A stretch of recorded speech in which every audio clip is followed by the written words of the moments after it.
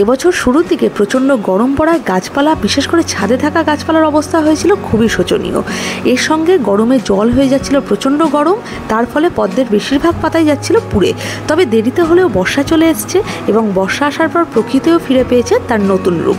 প্রায় সব গাছেই ফল ফুল আসার সঙ্গে সঙ্গে আমার ছাদ বাগানের সমস্ত পদ্ম গাছেই এসছে প্রচুর কুড়ি এবং অনেক পরিমাণে ফুলও কিন্তু অলরেডি হয়ে গেছে। এই ফুলগুলোই ঝরে গেলে ফুলের মাঝে থাকা ওই হলুদ অংশটা আস্তে আস্তে শুকিয়ে আসে এবং ওখানেই বীজ তৈরি হতে শুরু করে দেয়। একদম শুকিয়ে গেলে বীজগুলো সংগ্রহ করে আবার কিন্তু নতুন চারা গাছ তৈরি করা যায়।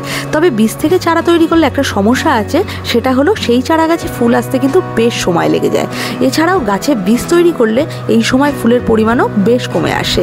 আজ মা বলল এই পদ্মের কচি বীজ নাকি খাওয়া যায়। এমনিতেও আজকে বীজগুলো আমি কেটেই ফেলতাম, তাই ভাবলাম চলো ফেলে না দিয়ে একবার টেস্ট করেই দেখা যাক কেমন। মা বীজের ওপরের আবরণটা কেটে একটা বাদামের মতো অংশ বের করে হাতে দিল, এটাই নাকি খায়। আমাদের গুলুও একেবারে নতুন জিনিস খুব মন দিয়েই দেখছিল আর অপেক্ষা করছিল সবার আগে যাতে টেস্ট করে দেখতে পারে, সেই জন্য আমিও লাইনে ছিলাম ঠিক পেছনেই আর টেস্ট করেও দেখলাম। খেতে কিন্তু একেবারে অন্যরকম। দেখো, কোনো কিছুই কারোর সাথে তুলনা করে বলা যায় না, তবে এটা খেতে খানিকটা বাদামের মতো বলা যেতে পারে। তবে বন্ধুরা, একবার না একবার তোমরাও এই পদ্মমুড়ি বা পদ্মের বীজ যাই বলো না কেন ট্রাই করে কিন্তু অবশ্যই দেখো। আর যদি আগে কখনো খেয়ে থাকো তাহলে তা কেমন লেগেছে অবশ্যই জানিও।